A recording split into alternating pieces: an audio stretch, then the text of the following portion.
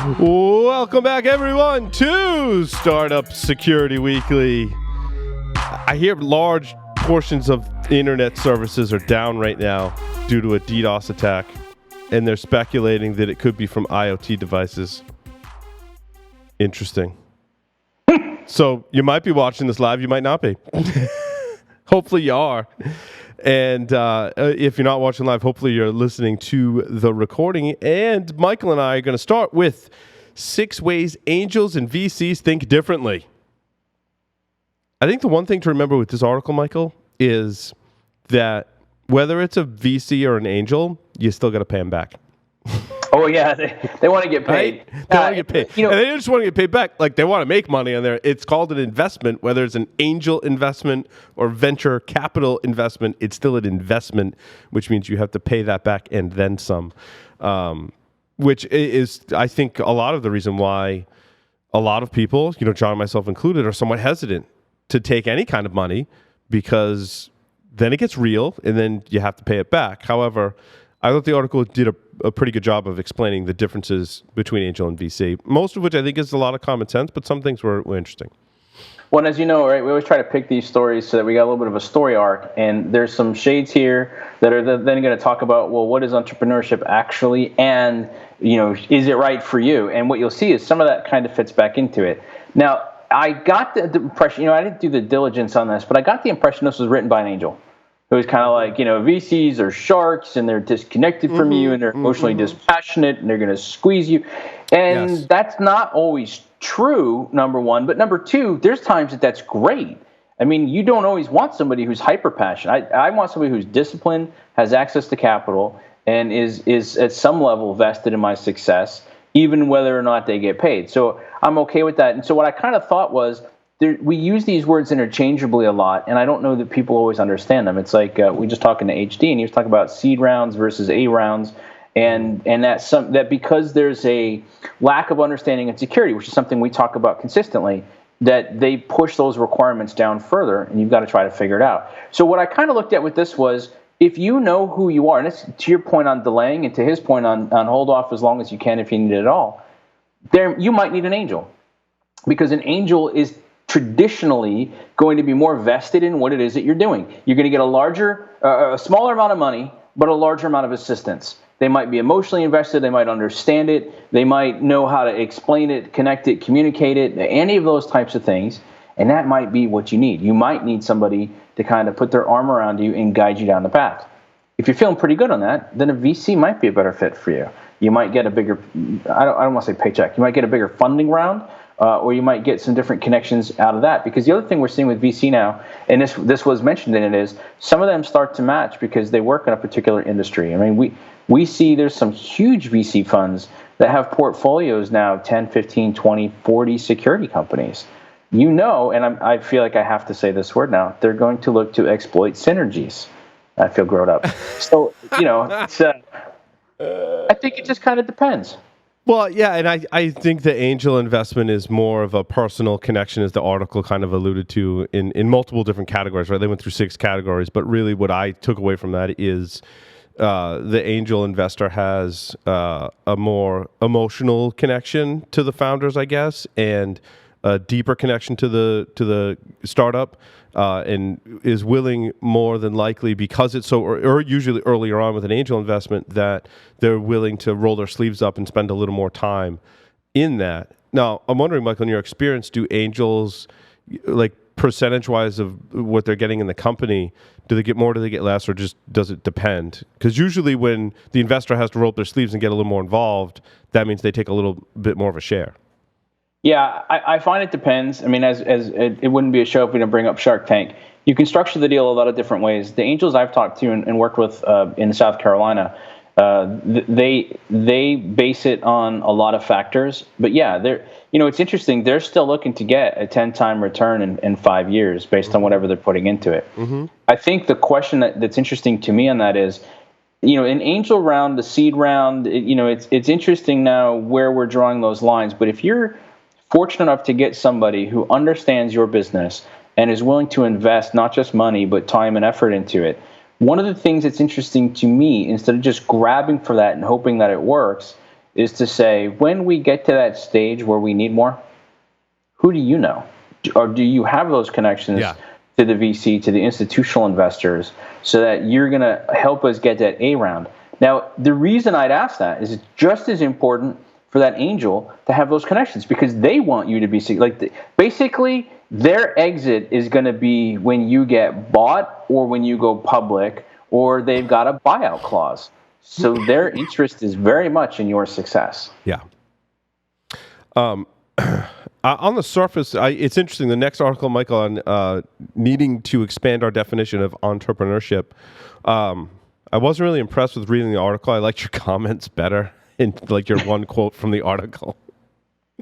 I thought it was more insightful than the article, to be honest with you.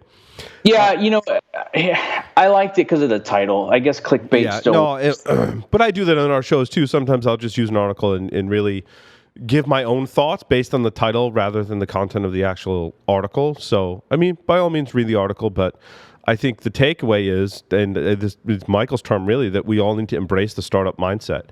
And I think it was the article that stated, we tend to think of entrepreneurs as those young people who want to create world-changing businesses, right? That's the joke on Silicon Valley. We make the world a better place.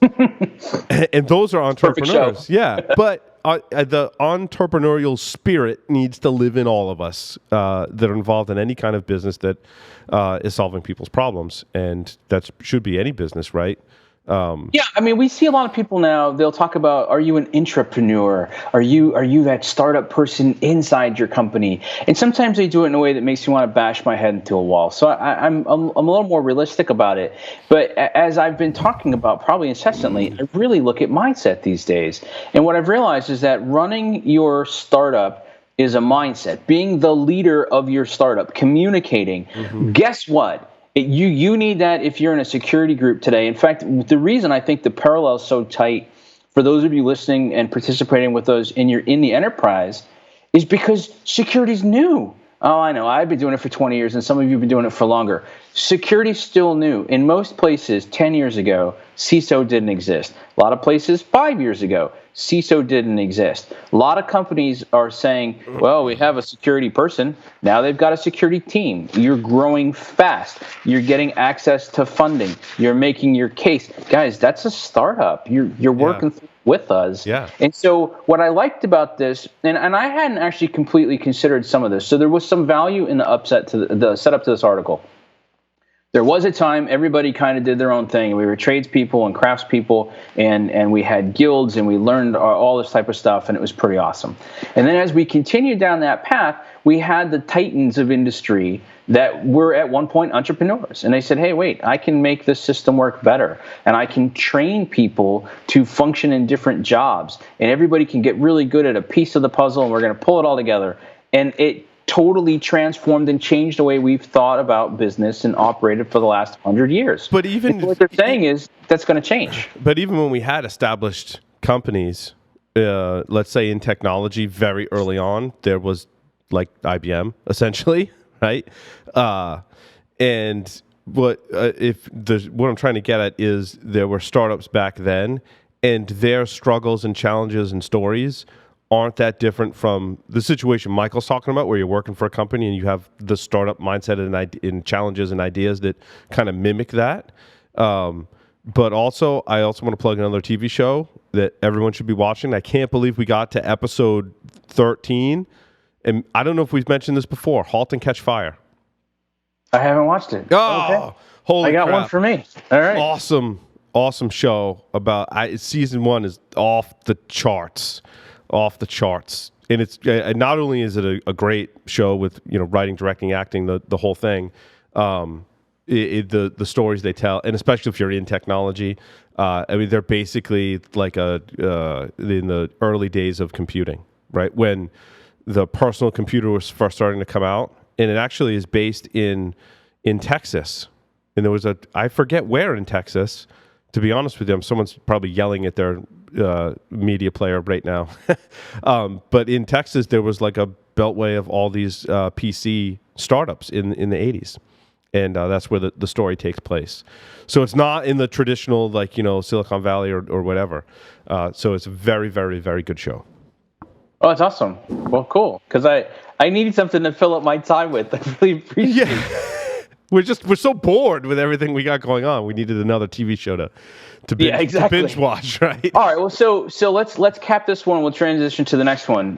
What I liked about it was what we keep saying is, our goal with this program is to work with startups that better understand security, work with security startups to do better at what they're doing and to start amplifying them. And now we started with HD Moore as our first interview. So Good thing we didn't set the bar too high. Yeah. No kidding. Well, I guess you got to lead with your best, right? That's it. We definitely kicked it off strong on the interview series. We've started, some of you have given us suggestions on pre-Series A companies that you're impressed with that we're going to talk to about their experiences. And what's interesting is some of them are working different parts of the model. And I think that's going to be kind of cool as we look at all that. So we've got the gig economy and everybody's learning how to do this. There's benefits into it. But let's say you're sitting there and you say, no, I really want to do a startup. And we've started to talk to some of you that are in that exact space. You're working for a company today, maybe as a consultant, maybe you're part of the enterprise, and you're wondering, can I moonlight at night? Can I do some stuff on the weekends? Down the road, can I break out and do my own thing? So this article had 20 questions that you should ask yourself to determine it was right for you. And I found myself kind of nodding my head as I went through it. Like I didn't think there was a bad list. And I'll start with this, and I want to see which ones you liked, Paul. But Look, if anybody asks me, should they do it? I've decided a long time ago, I'm not qualified to judge whether you should or shouldn't. And the people that I think are not going to do it well, knock it out of the park. And the people I think can't fail, end up going back to industry pretty fast. And by the way, no shame in that either way. So my recommendation is always try it or find a way to figure it out or look for teaming up with somebody or side gigs or masterminds and try some of it on the side, see if you like it or not.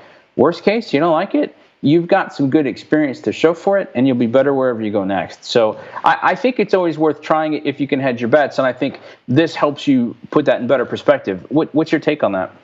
I think there's two sides to this. I think this list is, on one side, fantastic. I also think that we're all human beings and every startup company is different and we're all different people. And if someone doesn't have all these 20 things on the list, that doesn't mean you shouldn't do a startup and doesn't mean you're not going to be successful. Because I think that's a great point. I don't even know if I have all 20. I don't want to. I think if you kind of read this list and you're a very analytical person, like a lot of us are in security, you're going to read this and go, "Yeah, I'm falling short. Like, there's no possible way I could ever do a start." And I think if everyone read this list as like, "Hey, I need these 20 things," no one has all 20 of these things before they do a startup. I mean, if you do, great. Maybe not no one. Maybe you do, and that's good. If you have these before your first startup, I'd be really impressed and surprised, and then I would be sad because you've really held back. But here's the thing: if you're looking at this list and being that rigid about your startup, maybe that's an indicator that a startup is not for you, right? Because I think it's a great point. It's a crazy I mean, with our update in our journeys, like there are challenges. You're on a roller coaster. You're on a roller coaster, and there are challenges. And it's interesting, like just last night when I thought the roller coaster was dipping, it turns out, well, it's dipping even more. Like we're heading towards the ground on the roller coaster temporarily, and now we're going underground through the tunnel, right? But hey, lucky for you, there was a tunnel there. But with John and I, we've worked in the industry for a while, and we've got a great rapport. And I would say that is probably, of the 20 things in this list, having a great relationship with the person that you're doing or people involved in your startup is important, because John and I both were like, yeah, we see the light at the end of the tunnel. Like, it's all good. Like, there are challenges. We're going to deal with them. We're going to brainstorm with each other on how to deal with them. And we're going to see the light at the end of the tunnel. And you know what? It's just a temporary dip on the roller coaster, man. We're going to get through it. So if you don't have, one, a really great partner, and two, a really positive attitude and ability to just deal with chaos, I have to admit, earlier on in my career, not the right time to do a startup. There was no way I was prepared for the chaos. But now that I've had some experience in dealing with chaos in various roles, and really mentally preparing myself to be like, yeah, like I know there's going to be chaos, and you're just going to have to deal with it. I'll tell you, and I'll start with me. Because I love transparency. I'm that person, if someone says, well, let me be honest, I always just think, well, so what has everything else been? The one that hit me the hardest on this list was question number 8. It said, can you handle being the marketer of your business, the one executing the work, and the one handling the accountant? And if you've never done all these 3 things on your own, go get some practice before you can do it. Yeah. I wanted to add some depth to that. You've got to create and develop. You got to market it. You got to sell it. Then you got to deliver it. Then, you got to do all the other administrative stuff. By the way, if you're in my situation, right, and you have a spouse and you have kids and you have parents and you have siblings and you have friends, are you prepared to feel like a complete failure across any or all of those at any given point? Now, I don't mean that you are a failure, but you're going to look around and say, why the hell am I working on a weekend? Why am I working late? Wait, Yeah, I mean, put some of those family and friends and children to work for your startup. I mean, that's a solution right there. I'm trying. As they get older, I'm trying to teach them some of these things. Trust me. You know, like Biggie says, don't mix business and family. I think that's actually a good. I think we could do a whole segment on the crack commandments, because I think a lot of them relate to like doing startup. Like maybe not. Don't get high in your own supply. I'm trying to figure out how that one relates, but anyway. More money, more problems, though. We know that happens.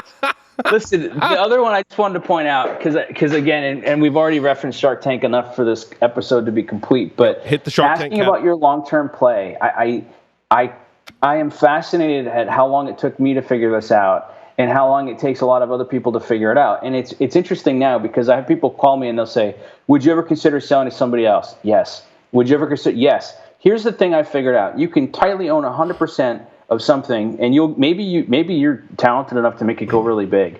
But at some point, if you get that opportunity where somebody says, I'd sure like to partner with you, I'd like to own part of this, I'd like to buy it, whatever it is, and your ownership gets reduced, and HD touched on that a little bit, but your impact and your ability gets so much bigger. I watched this on Shark Tank, and I'm sitting there going, so you came on, you're asking Mark Cuban for an investment, he's entertaining it, and you're telling him you don't want to give up any control. But he's going to take you from the $1 million or $2 million you just did to $100 million.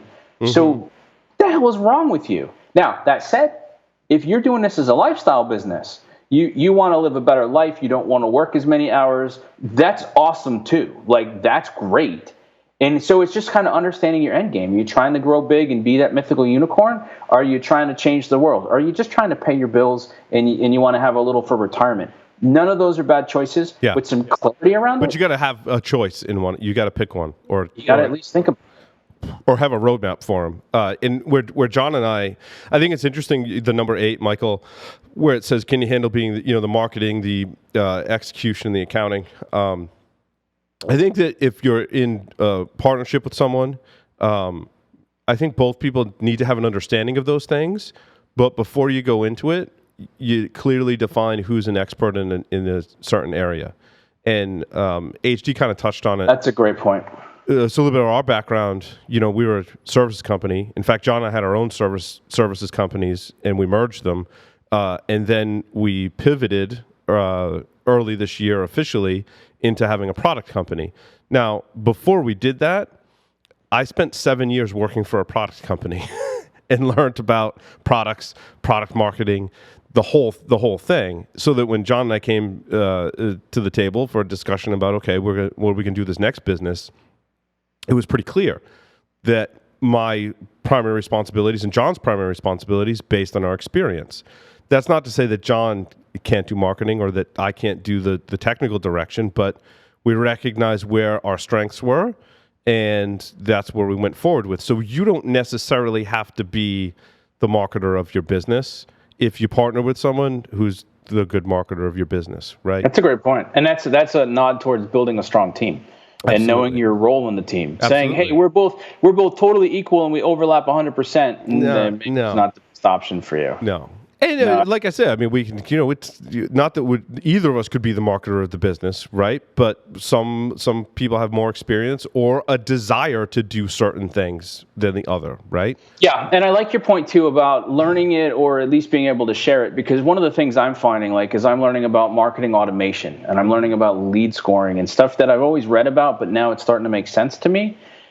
Well, some people have said, well, you could hire out for that. Yes, I can. But you know what? I don't know enough about it yet. Yeah. to know what it is that I'm hiring for, or to know that I'm getting good, diligent service to it. What's your lead conversion ratio, Michael?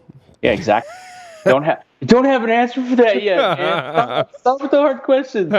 It's so no. Look, I think the most salient point of this is it's a good gut check, and you don't have to score perfect on the answers. Yeah. I think it's stuff to think about, and frankly, you know what? Look, we love the feedback. Let us know if there's a question on that you like or don't like, or what your experience with those questions really is. quick, number 20. I mean, what happens if you fail?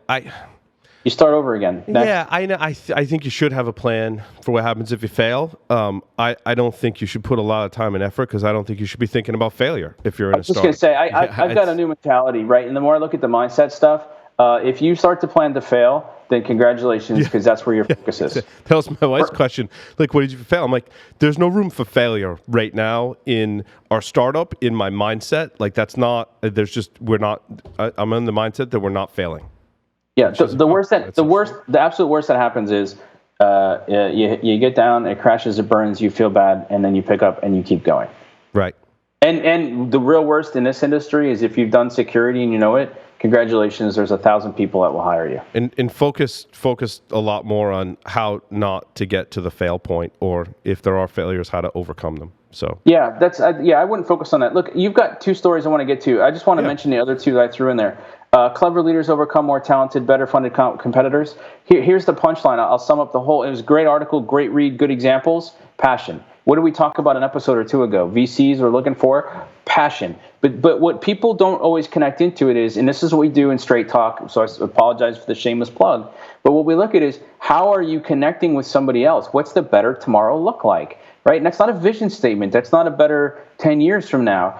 If you're elevating the people around you and getting them excited, showing them a purpose, and they feel that they're part of that, then as a leader, clear the path and let them go execute, and you can beat them. And so the only reason I thought that was interesting is because even in the article that we're going to talk about that you put in, and as H.D. Moore was talking about, look, there are big companies that don't want to pay you for this because they can get stuff for free. And there are well-funded competitors that are going to come in. But if you can show people an emotional connection, we talk about this on almost every episode. If you can give them an emotional connection and get them excited both on an individual and an organizational level, you can get this off the ground, period. In terms of the cities where to go, I just wanted to point out, you don't have to, and this is exactly what HD was saying, although I threw Boston and Austin in the list. We're seeing the Southeast is coming alive. The Triangle in Raleigh-Durham is coming alive. Charlotte's coming alive. We see a lot of people moving there. I'm actually considering moving there. You'll have to stop busting on me for being at the beach, but I'll still be in South Carolina, so we'll talk about palm trees or something. So it's good. But so let's talk about. You got to get some lakefront or something. Well, so let's talk about how to become a cybersecurity entrepreneur in a crowded market. Yeah, and HD hit on this better than the article, coincidentally enough. And he talked about that areas of security have become crowded with really strong players, and he addressed that issue better than the article. He also talked about how CISOs are just overwhelmed with a variety of solutions. He kind of hinted towards that, and this is something I've experienced as well. And I don't know the article offers really advice in these areas, except identifies the problems, which was kind of my issue with it, but. They are. I mean, because there's solutions for problems you didn't know you had, like 10 or 20 fold in security, and that definitely can make people tune out your message if it's not a strong one. I completely agree, right? I call it the perfect message fallacy. If you say, okay, I'm not exactly sure what you want, I'm going to lay out the smorgasbord for you. They don't eat from that. I've given you a buffet. You're asking me to do the work? It's like asking me to do self-checkout at a grocery store. Yes. No, it's not what I came here for. Right. I want to go back to the CISOs overwhelmed by the variety of solutions. And you said something I thought was interesting. We have solutions to problems we didn't even know we had. Mm-hmm. I think the opposite exists too. We have been so busy trying to solve the problems that we have with what we've got that it's really hard sometimes to look up and say, oh, that is a much simpler, better, more efficient way to do it. Yeah, and it's not always a clear path, is what I'm finding, Michael. There's muddy waters in there because people want to solve the problem that they perceive they have. Yes. And It's like, It's like if you my go question. solve that other problem, like your problem that you first perceived you had is really like irrelevant, basically. Well, and so the interesting thing, if you'll indulge me for a minute, right? So we start, the first question is, what's the problem we're trying to solve? The second question is, are we ready? And yes, there are three questions behind that. But if you bounce between those two questions for like 20 minutes, you almost always come up with okay, that's all right. I got to think about this differently, and that's the point to it. Here's the thing: the CISOs are overwhelmed. One of the things I'm very vocal about is if you're in security today, you've got a set of pressures and stress on you that no other leader in the organization has. Now, I'm also candid to say I can make that statement for marketing and for HR and for legal and for everybody else. But when it comes to security, you've got a little extra pressure because, well, it's security and bad things happen and you've got to prevent this. And I still don't really understand what it is that you do. And so you're almost always in reactive mode. And even if you want to do these startups or see what's out there or support them, you're not sure how to do it. That's one of the things I'd like to explore. And Paul, I think that's one of the things that we can do on the show. I want to interview a couple CISOs and ask them about what their day-to-day is like and where their challenges are. And I don't want to be the matchmaker. It sounds like HD is good at that. I want to just start to showcase some of the real challenges that need real solutions and talk about some of the bad habits they're hearing in pitches, the things that turn them off, and see if we can't start elevating this industry up a little bit. And I'd like to see if we can't put a little bit of a dent in that. No, I agree. And I think HD, he talked about the investor portion of it as well. And he's absolutely right. When I think about it, when investors are looking at security, they're like, well, everyone's just trying to, in one major, like all of the security solutions basically help you find the bad things in your network. So how many things can we invest in that help people find bad in their network? Yeah, and you know what I think is interesting is holistically, I think that's a mindset I'd like to disabuse people of. I'm interested in going back the other way. What's valuable? And so, and I'll tell you what, we keep talking about helping people with their pitches, but what I'm interested in now is show me how your product increases my value. And if you tell me it can't, then I'm not really interested because it means you either don't understand your product, the problem you're trying to solve, or you don't understand value. And if it's value, look, we'll teach you. That's fine. In fact, that's one of my updates is I got some stuff I'm going to release over the weekend. But I think that from an investor perspective, see, I'm not afraid of non-specific money coming into the industry. I think it's great because we're going to look at problems differently. They're going to look at challenges differently, but they still don't necessarily understand. And so if it's always how will you prevent everything bad from happening? All the breaches, they must be prevented. Stop. Just please stop. Tell me how you're going to detect something. Tell me how you're going to react better. Tell me how you're going to do whatever you do that elevates the organization up. I'm interested, and I think those are the things we need to start to showcase.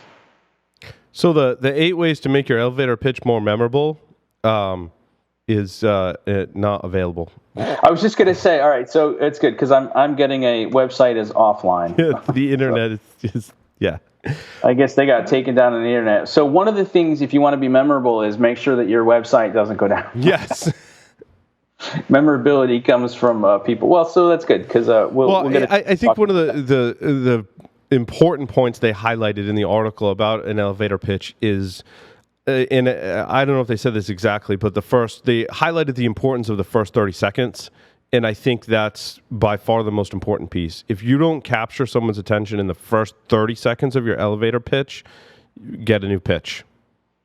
Yeah, no, I think it's good advice. I was just looking today. I'm going to do some updates on my website this weekend, and I've been trying to understand. We'll use this as a segue, but I'll share. I was really excited earlier this year. I figured out if I ask you the question, are you valued for your leadership as much as your security expertise? Mm-hmm. That would get people's attention. By the way, it does. It's a good question to ask. Mm-hmm. And to be fair about it, I didn't want to shit on people. I didn't want to say, well, you're probably not actually a leader. Yeah. What I'm trying to say is, you're a leader. Are you recognized as a leader, or are you just considered the security person because people don't understand it? Well, it's great. Turns out, by the way, that's important, but no, it's not. It's not enough of an emotional trigger to say, oh, and here, take my money, Michael. I want to be part of your Straight Talk for a leadership course or whatever. No, Everybody who was part of cohort 1, that didn't factor in as a primary, a secondary, even a tertiary response. That was no, that's great. It's a good benefit, but it's not my highlight. It's not the whatever. So I started asking people, right? And I always look for a triplet.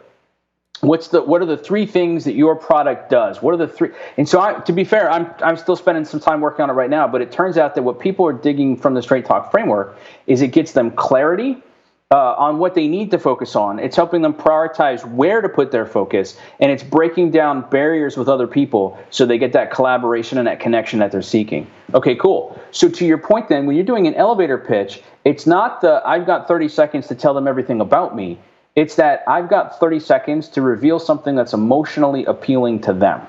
Hey, would you like to XYZ? Or, and it doesn't always have to be in terms of a question. I help people do X. Now, I'll tell you for my tagline, and this took me 2 years, when I say to somebody right now, when they go, what do you do? And I say, I develop exceptional leaders, powerful communicators with a security mindset for success. There's almost always a pause, and then they go, oh, that's cool. Wait, tell me more. Is that like, boom, you're in. And so when we talk about elevator pitches, I want to go back and see what they say. There's always a lot of hackneyed advice around you should answer this and it's like the crappy password advice we keep giving people. But what I would focus on is tell me what you do. Do you have one for you guys figured out yet? Not yet. Not an elevator pitch. I had one early on, but do you have a tagline or an emotional hook? No. Okay. Didn't mean to put you on the spot. Okay. Happy to figure out. At least not one that I would share right now because we did those things earlier on. I need to get back to that. It was kind of a reminder funny how much it changed, right? Well, and it was Josh's when he came on Security Weekly with Scott Lyons that highlighted the importance of the elevator pitch and something that I definitely need to work on for both businesses. And the big lesson I've learned in that: benefits over features. I know we always talk about it. Yes. And then I'm trying to move away from saying I'm embarrassed by it, but it's fascinating how sexy it is when it's your creation to fall into the features trap. And I spent the first 6 months explaining features. Once I flip to benefits, now I get, oh, that's interesting. And then people want to tell me what their challenges are and how it matches up to it. And so I need to go one more step and figure out some of those emotional triggers and some of those emotional hooks and connect it better. If I could, there's 2 questions I would love people to answer. Based on what you know about Straight Talk today, what's the most pressing challenge that you're facing where if you had some straight talk, you could get it resolved? And then second part is, so what's holding you back? And it's not a trick. It's not I didn't take your course yet. That's not my answer. What I'm trying to understand is what's getting in your way of getting that straight talk. And frankly, those questions, I'm going to answer them. I'm going to create content around that. I'm going to show people how to solve it, but it's going to help me understand how to appeal to more people. So if you're listening, if you could take a minute or two and shoot those notes back to me, I'd greatly appreciate that. The last story, really quick, was titled 10 Bad Work Habits Entrepreneurs Must Avoid at All Costs. These are just 10 work habits, bad habits that everyone should avoid at all costs. Being too comfortable in your ways, not planning your time, not communicating, running late, lack of trust in your team, learning to say no. Those are things I feel like you probably should have experienced before you did your startup. Yeah, and back to your point, I think they're good. I'm looking at running late. Institutionally, if you're in a place that runs late for every meeting, stop going to meetings. You're wasting your time. I mean, holy cow. This list is a genius list. I dig it a lot. So, updates on our journeys, Michael, really quick. Yeah, it's funny. We're both on the same roller coaster. I feel like I'm in the back. Is that like where all the bumps happen? It's mostly exciting. I don't want to sound gloomy. I've woken up a couple mornings this week in pure panic and then kind of figured it out. So here's what's up. I'm starting open enrollment on Monday for cohort 2 of the Straight Talk Leadership Experience. It's not an executive course anymore. That confused people. It's this experience. It's 6 weeks long. Personal coaching in it, lots of stuff around it. So what I did this last week was I started talking to people about it. And here's what I'm going to try to get accomplished.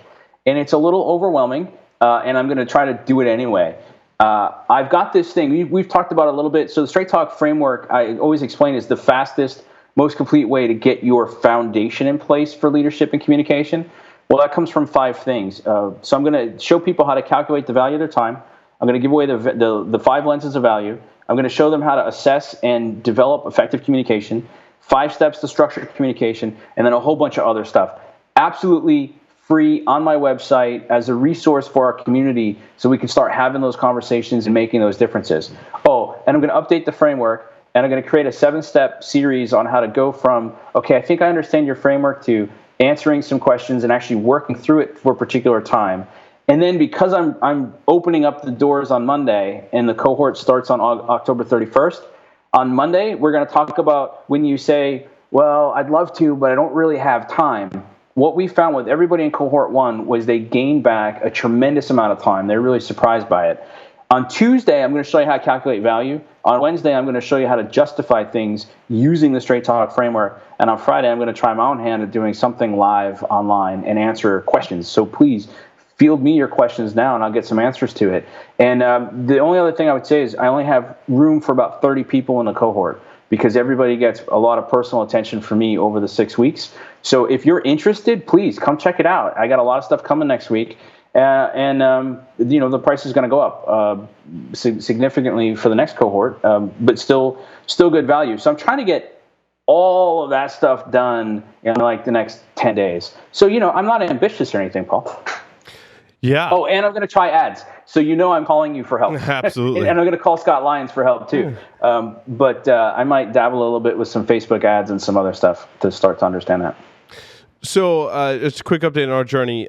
Sometimes you get to a point in a software startup where you got to rewrite some things, like, the user interface. So my call is for developers. If you're interested in developing, please contact us. We have several opportunities at our startup and not at our startup. So call for developers. It's really the update in our journey.